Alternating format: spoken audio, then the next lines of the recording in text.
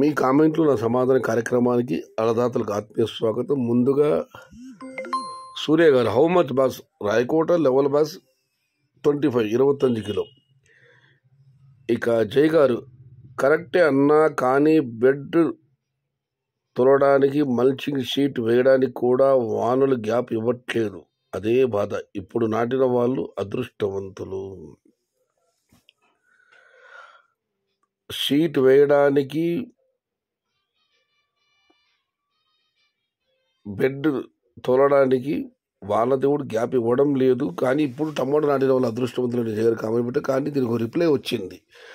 ఇప్పుడు నాటిన వాళ్ళు టమాటో జనవరిలో వస్తాయి, కానీ అప్పటికి ఉత్తర భారతంలో కాయలు ఫుల్గా ఉంటాయి, అంత డిమాండ్ ఉండకపోవచ్చని ఆ అన్నదాత సందేహం వలచడం జరిగింది. ఇక మనం మరొకటి పరిశీలిస్తే, పొగులు రేట్స్ చెప్పండి అన్న ఏమాత్రం ఎక్కడన్నా వీడియోలు పెద్దగా చూడటం లేదు, ఎవరు కూడా చాలా తక్కువ. మదనపల్లి వీడియో లేటుగా పెట్టినా ఒకటే వేసు, తొందరగా పెట్టినా కూడా ఒకటే వేసు. కానీ మీరు అడిగారు కాబట్టి ప్రయత్నిస్తాను. ఆయన మరొకటి పెట్టారు, నవంబర్లో టమోటా రేట్స్ ఎంత ఎక్స్పెక్ట్ చేయొచ్చు చెప్పండి అన్న, అక్టోబర్ ఎండింగ్కి శాంపుల్ పడతాయి, అండ్ ఆల్సో పువ్వులు రేట్స్ చెప్పండి. పువ్వులు రేట్స్ చెప్పడానికి ప్రయత్నిస్తానన్న. ధరల గురించి మీరు ఎప్పుడు పడుతున్నారు కటింగ్? అక్టోబర్ ఎండింగ్కి, సెప్టెంబర్ అక్టోబర్ ఈ నెల చివరికి. ఏమో అన్నా, మా నకిరెడ్డి గారు కామెంట్ పెట్టారు, అక్టోబర్ 2వ వారంలో ధరలు పెరుగుతాయని చెప్పి.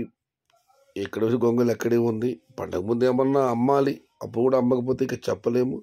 బట్ ధరలు అయితే భారీగా పతనమయ్యే పరిస్థితులు అయితే లేవు, ధరలు బాగానే ఉంటాయి. ఇంకా సమయం ఉంది కాబట్టి 2020 సంవత్సరం అగమ్యకు వచ్చారు కాబట్టి wait and see. Manjunath Reddy గారు, దీపావళి తర్వాత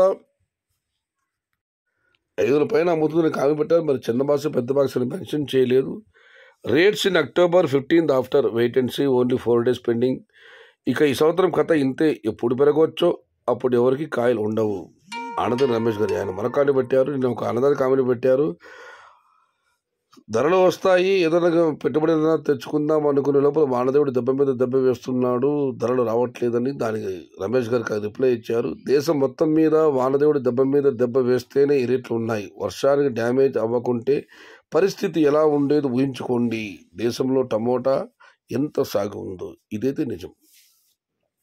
వర్షాలు పడితేనే ఈ రకంగా ఉన్న ధరలు. వర్షాలు పడకుండా పంటలు భారీగా దిగుమతి అయ్యి ఉంటే పరిస్థితి మరలా ఉండేది, ఊహించుకోవడానికి కూడా వీలవడం లేదు. ఇక మనం మరొకటి పరిశీలిస్తే, Madanapalle market shifted to near CTM road in Arogyavaram medical college soon next year. Tomato rate in Kadapa.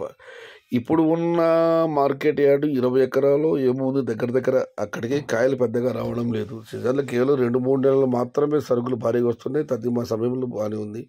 ఇక 52 ఎకరాల సువిశాల ప్రాంగణం, సువిశాల మార్కెట్.